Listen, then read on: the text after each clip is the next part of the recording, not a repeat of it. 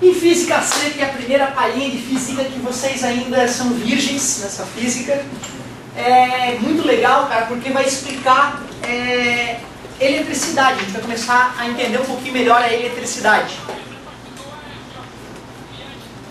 Não é minha aula, é um jogo. Opa!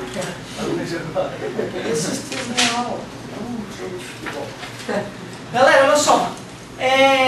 Na física C, a primeira coisa que a gente tem que dar uma olhadinha para entender a eletricidade é relembrar como é que é o átomo.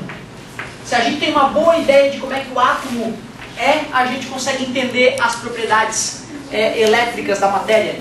Como é que é a estrutura atômica mesmo? Núcleo, quem é que mora lá no núcleo mesmo? Prótons e nêutrons, show de bola. E eletrosfera gigantesca, né, comparada com o núcleo, onde estão os elétrons, show de bola.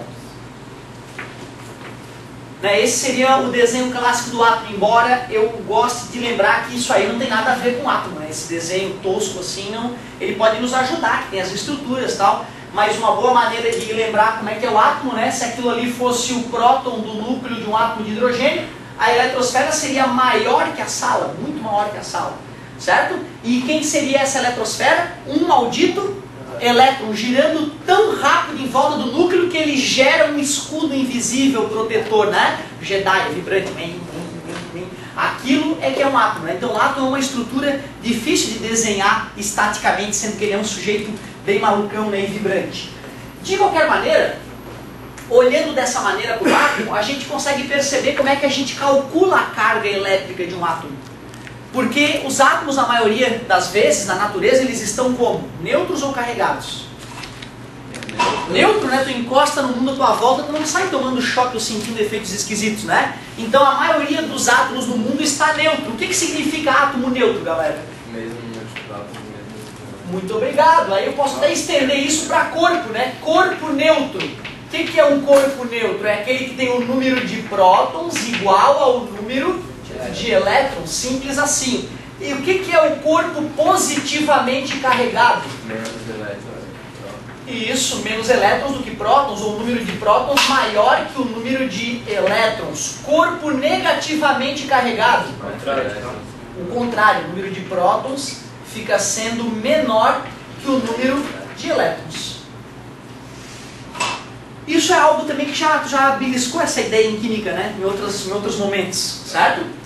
Só que o homem, na química, a gente não ia além, a gente simplesmente lembrava o que é, né? O que aconteceu com esse cálcio aqui, ó. Né? A gente sabe que esse átomo neutro perdeu 2 elétrons, por isso que ele ficou com 2 prótons em excesso, não é isso? Era esse o raciocínio na química. Só que aqui na física não, cara, nós vamos aprender a calcular exatamente qual é a carga daquele cálcio mais 2 ali. Isso porque outros cientistas, em tempos remotos, fizeram experimentos que conseguiram determinar a carga de um elétron. Olha que loucura. Foram 2 experimentos que permitiram o homem calcular a massa e a carga do elétron. A experiência da gota de óleo de Millikan e a experiência da ampola de Crookes, que resultou nessa lâmpada que nos ilumina hoje em dia. Então essa lâmpada aí, cara, é bom lembrar que ela foi uma experiência de física, né, há tempos atrás, e que depois foi remodelada para virar uma lâmpada.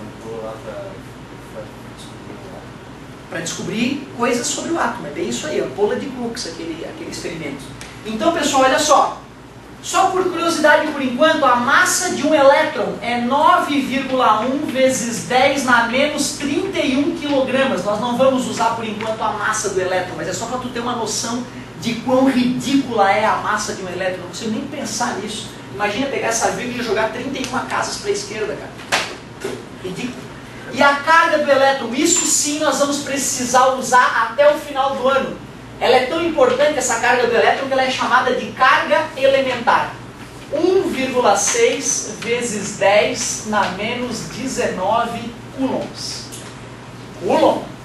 Coulomb é a unidade que a gente usa para carga elétrica.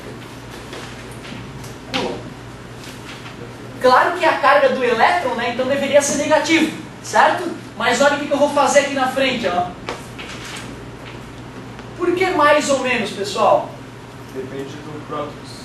Isso, se for prótons ou se for elétrons. Então a carga do próton tem o mesmo valor da carga do elétron, só que com sinal oposto. Então, carga elementar. Peraí. Se cada próton e cada elétron tem a mesma carga em módulo, só muda o sinal, um próton com um elétron, qual é a carga total? Zero, faz sentido, a gente já estava sabendo disso, Então, como é que eu faço para calcular a quantidade de carga em um corpo? Vê se tu concorda comigo. Olha a simplicidade. Quantidade de carga. Cara, é que nem comprar bala na padaria. Para tu descobrir o preço das balas, né, o preço total das balas que tu comprou, não é só pegar o número de balas compradas e multiplicar pelo preço de cada bala? É ridículo, não é? Cada bala custa 20 centavos. Comprei 5 balas, 5 vezes 20, 1 pila. Simples assim. Eu não te falei que cada elétron, cada próton tem um preço, um valor? Se eu te falar quantos prótons o cara tem em excesso, ou quantos elétrons ele tem em excesso, não é fazer a mesma conta?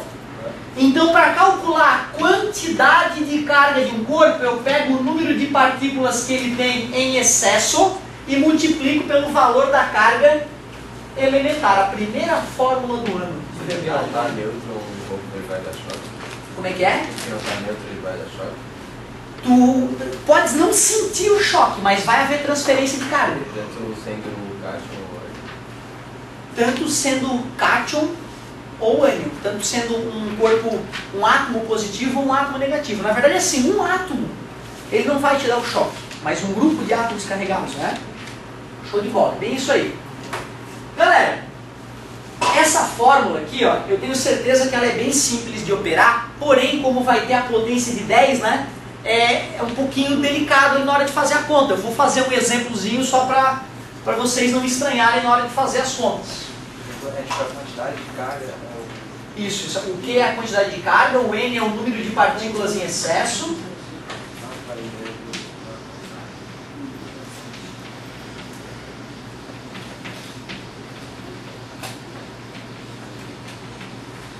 E ali é a carga elementar.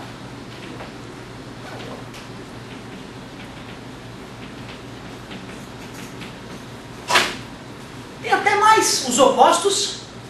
Ó, já estão sabendo de cabeça a lei de Dufay. Isso é uma lei na física, tá? Chamada de lei de Dufay. Lei de Dufay. Então, duas cargas positivas têm a tendência de atração ou repulsão? Repulsão. Eu faria as forças dessa maneira.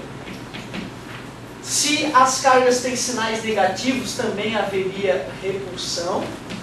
E claro, se eu tiver uma carga negativa próxima de uma positiva, aí sim seria uma força atrativa.